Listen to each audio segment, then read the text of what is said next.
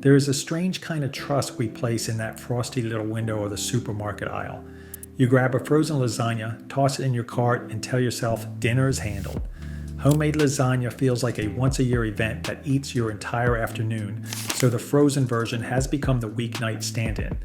But while you have been leaning on familiar red boxes and comforting brand names, the freezer aisle has turned into a trap. Some of these family favorites are serving you watery sauce, rubbery noodles, and mystery meat. You can spend $14 on a tray that tastes like punishment or $3 on something worse.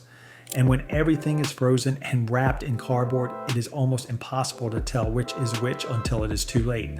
So in this video, we are ranking 8 frozen lasagna brands from worst to best, calling out the ones that waste your money and the ones that actually deliver, because life is too short to waste money on lasagna that comes out soupy, bland, or suspicious. Smash that subscribe button because we are about to save you from some seriously unfortunate frozen dinners. Number 8, Marie Callender's. When nostalgia starts overcharging you. Marie Callender's used to feel like the grown-up option, the restaurant heritage name, the green box, the implied comfort of mom's cooking without the effort. Introduced in the 1980s, it built its reputation on pies and home-style entrees. Somewhere along the way, the lasagna stopped tasting like comfort food and started tasting like a licensing deal that never got checked. What you get is 2 thick noodles drowning in tomato sauce. The pasta is rubbery around the edges, soggy in the middle. The sauce has an odd sour undertone, hint of carrot, hint of squash. Not enough richness to feel Italian. The ricotta is clumped in the center, and the mozzarella sits in half-melted clumps. At $8 to $10 per tray, you are paying premium price for something that tastes cheaper than Walmart's house brand. Reviewers have not been kind. One taster joked that even Garfield would turn his nose up at this. Multiple people on Reddit note that quality has slid downhill. Marie Callender's survives on freezer real estate and nostalgia. You are paying restaurant brand money for cafeteria food. Number 7, Banquet, rock bottom in a red box. Banquet is the meal you buy when your budget has already made all your decisions. The noodles are thick, mushy, and gummy, like someone boiled decent pasta 15 minutes too long. They break into starchy sludge that brings wet cardboard to mind. The sauce is aggressively sweet, like ketchup gone wrong, with almost no tomato depth. The meat presents as tiny pellets with a rubbery give. At $2.50 to $3.50, it is undeniably cheap, but you can taste every cent they save. Sodium jumps to around 700 to 800 milligrams, over a third of your daily limit. Taste. Testers have called the noodles so overcooked they could double as packing material. Others compare the experience to Italian-inspired soup, with layers that dissolve into a salty, tomato-flavored puddle. Banquet exists for households on SNAP or EBT, where price is the only variable that matters. This is pure necessity purchasing. Number 6, Great Value, Walmart, the barely acceptable benchmark. Great Value is Walmart's promise that you can save a few bucks and still get something passable. The pasta is thick but not destroyed. The noodles stay mostly intact. The sauce leans sweet and flat, tasting like generic tomato product with sugar added. The ricotta layer is mealy and grainy, spread thin. At roughly $2.97 to $4.99 per tray, it is roughly 60% cheaper than mid-tier competitors. Reviewers describe it as not terrible for the price and perfectly okay. Walmart understands solvent psychology. When you see a family-sized pan for a few dollars less, your brain calculates how many extra items you can squeeze into the cart. The quality is engineered just high enough that you will buy it again. You're not getting a great meal, you're getting a baseline. Number 5, Lean Cuisine, Diet Lasagna, that forgot to be. Dinner. Lean Cuisine has been selling good choices since 1981. It is less about flavor and more about identity. You are telling yourself a story about discipline and portion control. The noodles are thick and gummy, closer to udon than delicate lasagna sheets. The sauce is overly sweet, aggressively peppery and thin, more like tomato soup with attitude.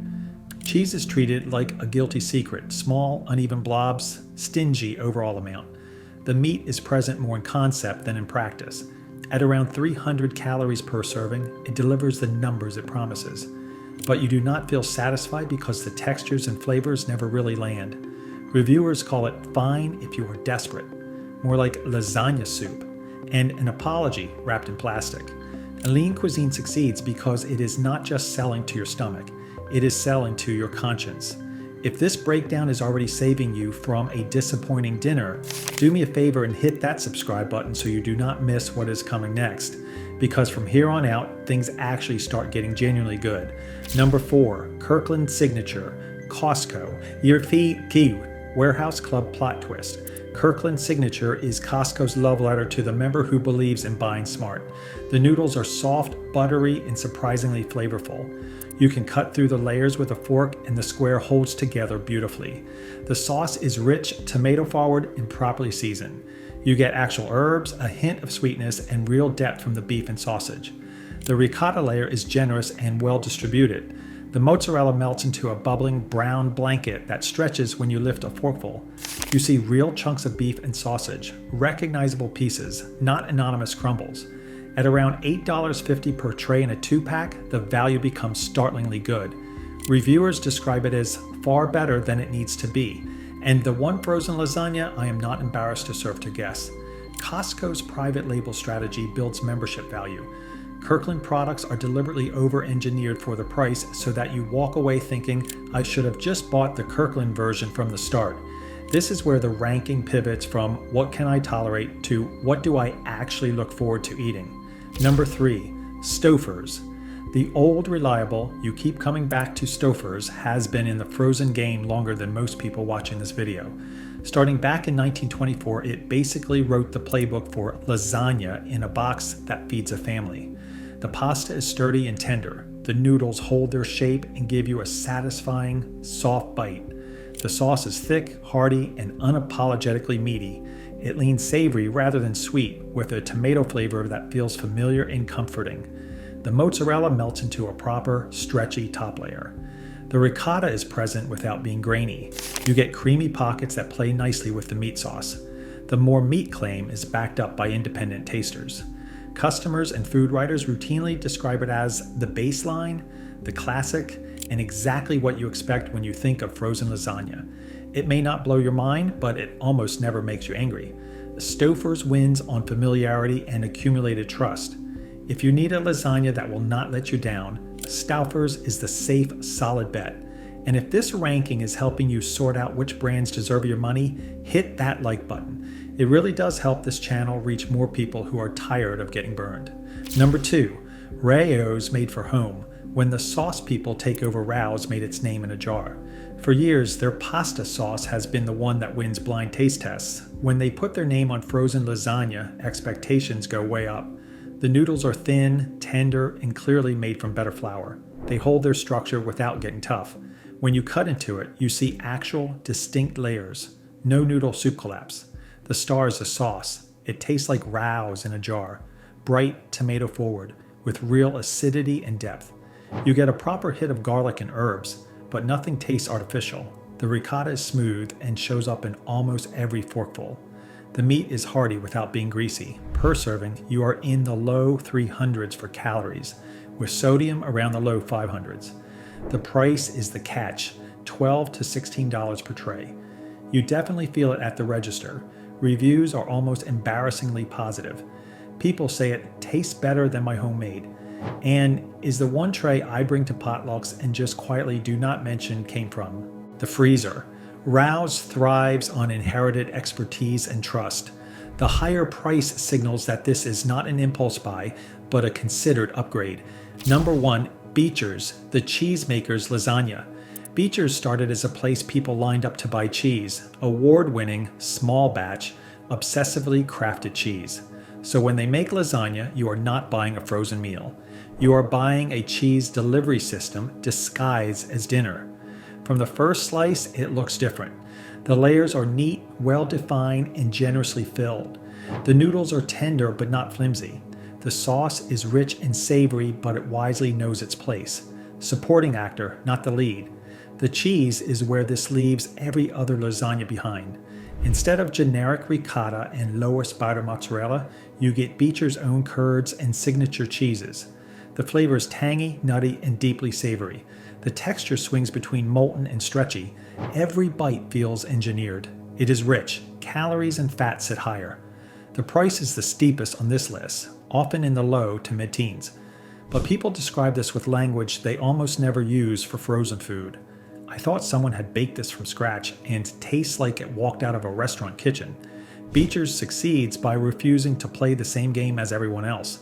They leverage their core skill, world-class cheese making, and build a lasagna around that expertise. Is it expensive? Yes. Is it the one frozen lasagna on this list that genuinely feels special? Absolutely. What this ranking really shows is that the frozen lasagna aisle is less about utility and more about psychology. At the bottom, you are paying for nostalgia, marketing, or sheer necessity. In the middle, you are paying for predictability. At the top, you are paying for skill and genuine pride in the work. Marie Callender's reminds you that a trusted name on the box does not guarantee anything once you taste it. Banquet proves that the cheapest option often charges you later in resentment. Great value and lean cuisine show how price and health branding nudge you into accepting barely fine meals. Kirkland and Stouffer's are the workhorses, one surprising you with value, the other quietly doing what it always has. Rouse and Beecher's prove that frozen does not have to mean flavorless.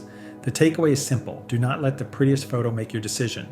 Look at the price and remember which companies actually invest in the food.